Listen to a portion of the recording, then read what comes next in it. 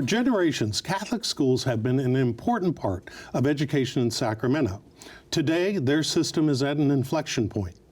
Across the country, Catholic schools face declining enrollment, rising costs that are forcing tough decisions. Now, a major shift. Jesuit High School announced that it will start admitting girls after decades as an all-boys institution. What is the future of Catholic education in Sacramento? My guests are Dr. John Moran, president of St. Francis High School, and Victoria Valdez, a 2019 graduate of St. Francis. Dr. Moran, Victoria, welcome to Studio Sacramento. Thank you, Scott. Good to be here. Dr. Moran, what is this moment that Catholic schools that have been so much in the fabric of the Sacramento region for so long, what are they facing today? Well, you have to start back in 1965 was the beginning of the decline of Catholic school enrollment in America. So that's the larger context. That's been continuing and is not really abating overall. But if you bring that to Sacramento, there were 6 Catholic schools a number of years ago. It's down to 3 major Catholic schools now, and each of them, has a niche in the market.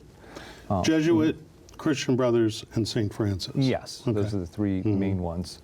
In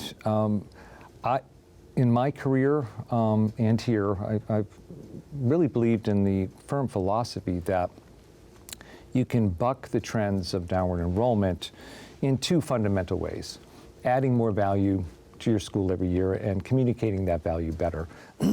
Excuse me. And so that's what we've embarked upon at St. Francis. It's always been an exceptional school for 86 years now. It's been preparing amazing young women, like the one we have here in Victoria, but over 12,000 others who are leaders across industries.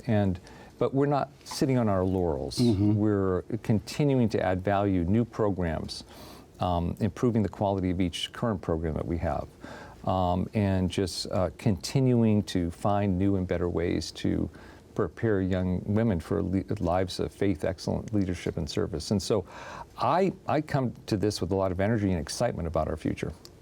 So, Victoria, you not only went to St. Francis, but prior to that, you went to another school, St. Robert. Yes. What did your K through 12 education experience, what did it mean to you?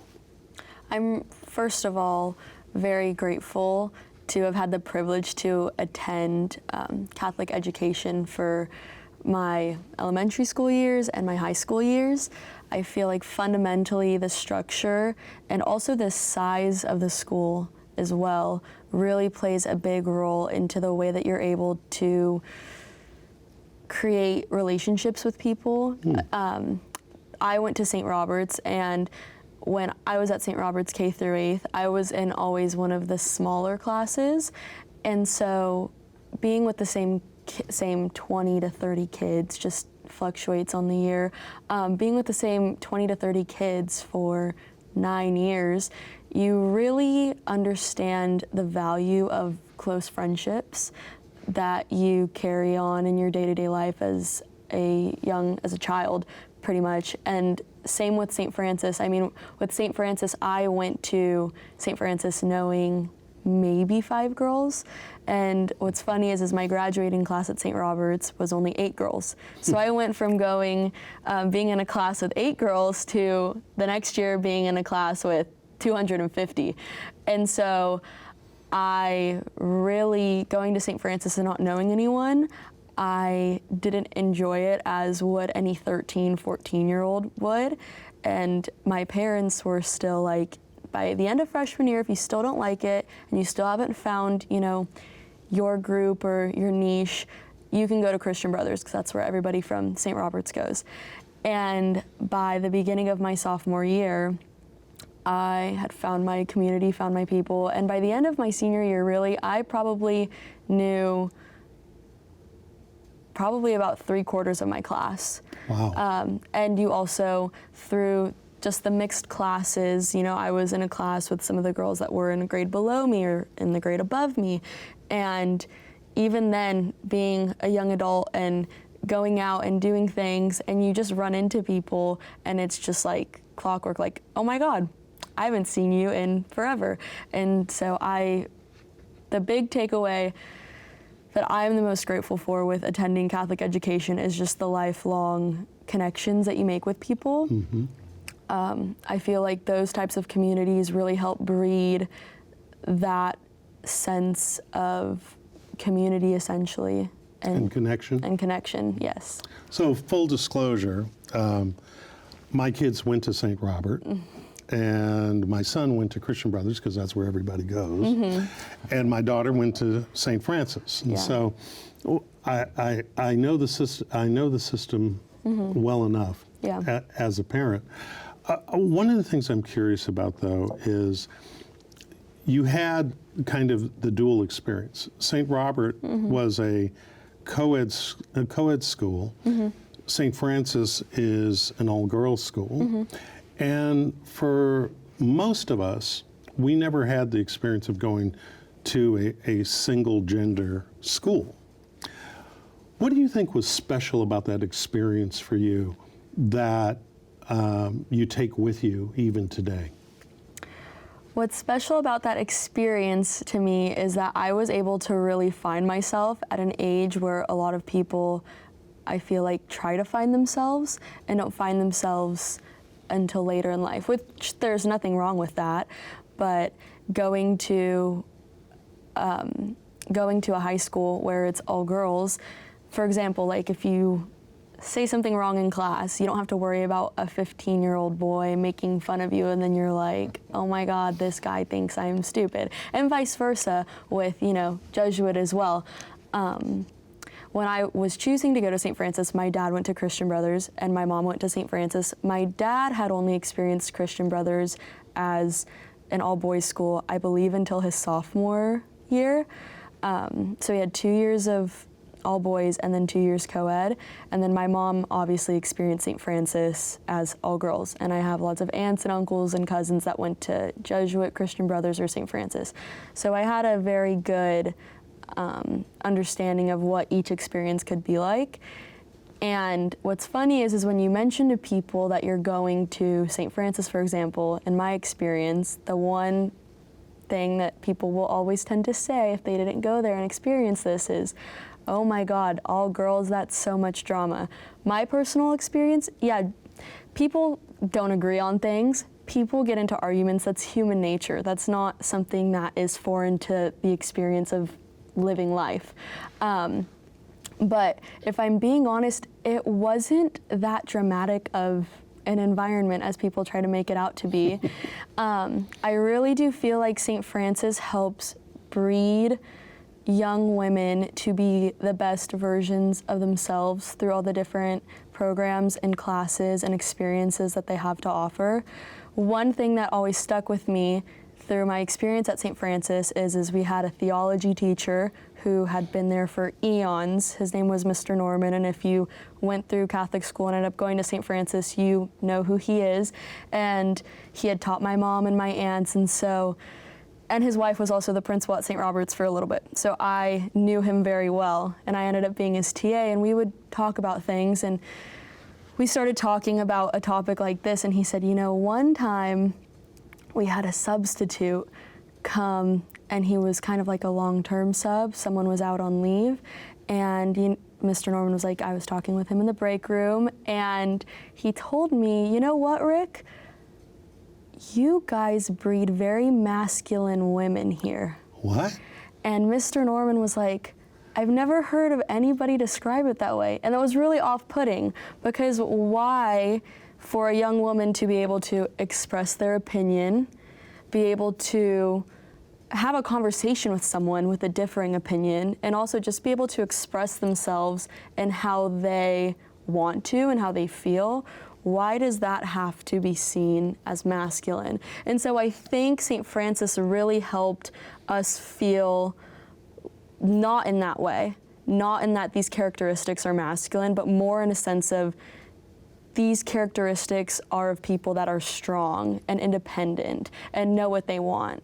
And so I think that is what I'm most grateful for in the fact of going to St. Francis, is that I was able to be taught that at an age where it really does matter. I was in high school from the ages of 13 to 17, and I believe if I didn't have that foundation, I probably would have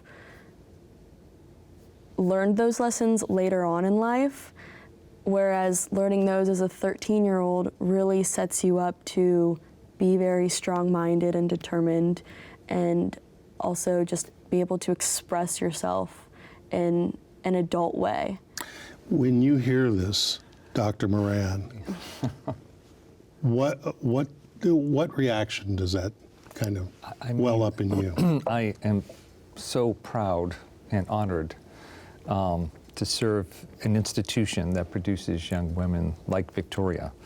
I mean, that's drop the mic. I mean, she just said it all so articulately. And so imagine going to school every morning and observing 700 young women of this caliber and quality, and growing into the caliber and quality that she is now. It inspires me, it amazes me, and encourages me for our future, because we need strong, articulate, bold women who will close the gender gaps across industries. And we need these type of women in all of the social engines of change, in the arts, in government, in media, in business. And women are starting to close some of those gender gaps, but there's still a long way to go. And I really love that St. Francis is in the business of bucking those trends. So, and you're bucking those trends, but there are other macro trends that are affecting you. Mm-hmm. We've had the closure of a couple of the feeder schools. Mm-hmm. St. Robert's survives, but we have a couple other feeder schools within the parochial system here locally that are going to merge into St. Robert. And there are still the big three, which are St. Francis, Christian Brothers, and Jesuit. Mm-hmm. But then, and it seemed that all three of you had your respective missions. Mm-hmm. And then the announcement in the recent past mm-hmm. that Jesuit is converting to a co-educational model was a surprise, I'm told, to many. Mm-hmm. What do you think will be the impact of that change on St. Francis and its ability to meet its mission, but also to put it in a business context, meet its numbers? I think minimal, nothing if not minimal. There were rumors after they made that announcement that we're closing. Some of those rumors are still lingering. Amongst those rumors, that St. Francis is closing really? Because Jesuit has announced that they're going co-divisional. So amongst those rumors, next year we have our enrollment numbers in. Next year is the first year in 5 years we're not going down in enrollment. We've stabilized.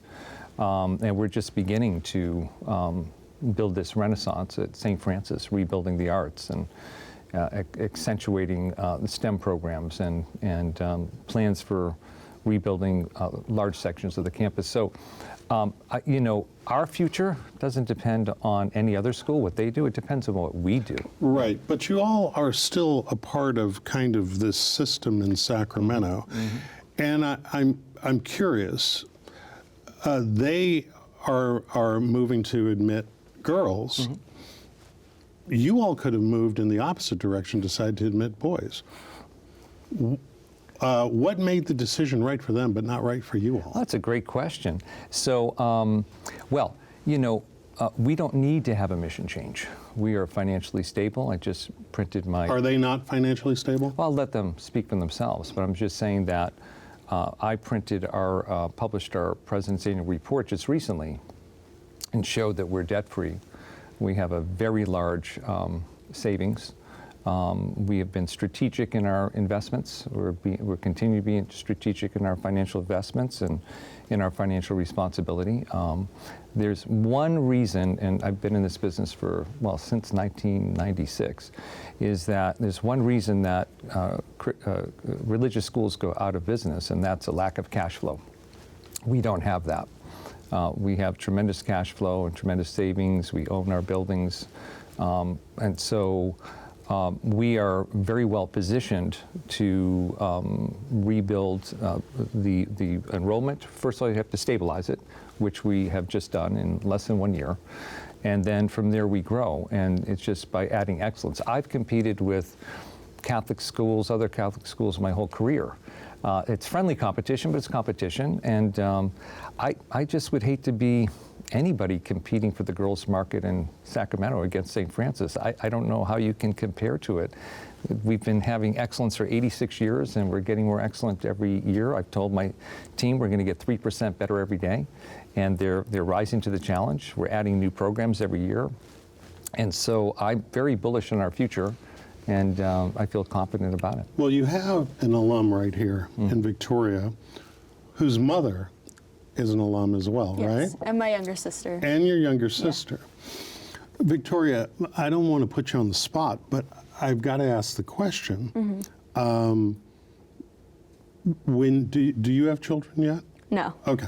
All right. Assuming that you might at some point,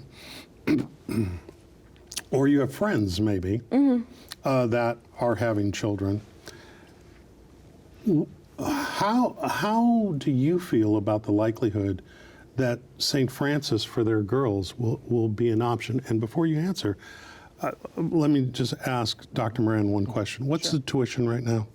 It's 17,000 and change, and it'd be just over 18,000. 18,000. Yeah. So you hear that type of number, okay? What is it that you can offer to Dr. Moran and his staff that they need to be prepared for so that the next generation of Victorias and your younger sister are able to attend, given just sort of kind of the realities of the world right now? I've always said that if I have children and they are girls, I would hope that St. Francis would still be an option for them. And in the sense that I myself and whoever I decide to have children with can afford that as an option for them. I've always seen it as a privilege to have gone to Catholic schools growing up, private Catholic schools growing up, and I hope that in the future, considering the realities of the world today, that I am able to afford to make that sacrifice for my future children if I have any. And if I may dovetail with that, is that we're very well aware of the financial pressures on young families. So for the students coming in for the new freshman class, we have provided more financial aid than ever before. That was a very conscious decision, and we need to help families. And we want everyone who wants a St. Francis education to be able to come. And so we're putting financial skin in the game to help them more than ever before. Now, that particular issue of cost, very real for our emerging generation of new families. Right. The other pressure that I keep reading about has to do with demographics. The public school systems here locally are dealing with that. We have some schools, some public schools that are, by and large using only a fraction of their physical plant because they just don't have the students. And neighborhoods don't want to close them down because everybody wants a local school. Sure. What is the demographic challenge that you're facing? Is it the same one? Is it different somehow? How are you handling it? Oh, it's the same. I mean, the school-age children in California is dropping precipitously and is predicted to continue to do so. And so My premise and supposition is that as long as we continue to be most excellent in an all-girls education, which is unique for young women, and will still be the only one in Sacramento that's an all-girls campus, that there will always be a market for that. The best schools are recession-proof, and I've seen the best schools are market-proof and demographic-proof. And so the best schools have waiting lines, even in the worst of times, waiting lists. And we are already the best on many levels. A report just came out of the San Francisco Chronicle that we are the #1 school in the Sacramento County of any school in placing our graduates into the most selective UCs. Really? 57% higher than our closest competitors. So we are a superior academic prep school, but we're not sitting on those laurels. We just had a meeting with our team to say, well, what are some of the academic barriers to students coming in, and how can we improve our academic enterprise? We're always looking at what we can do better. Yeah. You talk about sort of achievement and things like that, and you've had some very distinguished alumni. One that comes to mind, because I'm a movie buff, is Greta Gerwig, who I don't remember whether she was nominated for an Oscar or whether she won an Oscar. I think she won the Oscar, didn't she? Or Not for Lady Bird. I don't believe she won it for Lady Bird. Oh, she won it for Barbie. Maybe Barbie. Barbie, that's what she, yes. Okay, Yeah. okay. Yeah. Two amazing movies. Yeah. I'm just curious, does she ever come back? Oh, I haven't seen her, but I'm going to try to reach out to her. I would love her to come back. You know, we're in a big renaissance in our arts department. So I really want her to come back and help us supercharge what we're doing to really strengthen the arts again at St. Francis. And we're coming a long way. We just came out of a great Hadestown performance that was, I would say, professional, at least college level. And I think what happens at St. Francis, it's so well-rounded across the board in all of the different aspects of what a school should give. It's not like one thing is stronger than the other. And so this is why you have such well-rounded graduates. And the top universities, why are they getting in? Well, you know, a lot of people have straight A's at schools, but the top universities are looking for the well-rounded individual who's done leadership, service, the arts, athletics, top academics, and has a great ethos for life and has a moral grounding, and St. Francis provides that. Mm-hmm. Victoria, after you graduated, what was your path? Dr. Moran's talking a lot about the UCs and where the graduates. Tell us your story up till now. So I graduated high school I was very young for my class, so I was 17, and I was not really sure of what I wanted to do, and my mom was just like, why don't you just do community college to transfer so you don't have to make a commitment that you're not sure if you're going to be able to fulfill. So after high school, I did the Los Rios Community College system. I did that for about 2.5 years until I pretty much figured out where I wanted to transfer to. And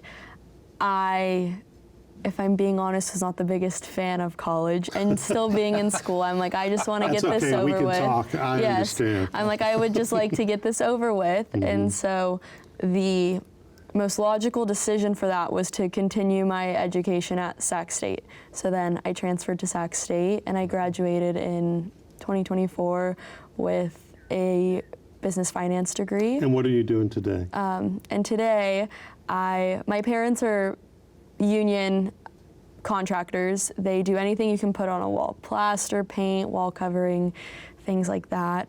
And so I have joined them at our office here in Sacramento, and I work on our accounting side of the office. Any designs on taking over the company one day? I've thought about it. Construction is a very stressful, very stress-inducing business to be in. I mean, my parents have had this business for 20 years. My younger sister is 20, she'll be 21 in October, and I'm 24. And so I've really watched my parents start from the ground, and it's been very I don't even know how to describe it. It's just seeing from what it was to what it is now is just really, it makes me really proud of my parents. Well, I will tell you, you know what? There's plenty of room for female CEOs of construction companies. Doreen Dominguez, head of Dominguez Vanner Construction, is one of the largest construction companies in the country. So maybe that's a meeting that we should set up. And that we're going to leave it there for right now. And thank you both. Thank you. Keep up the good work. Pleasure. Yeah. And that's our show. Thanks to our guest, and thanks to you for watching Studio Sacramento. I'm Scott Syphax. See you next time right here on KVIE.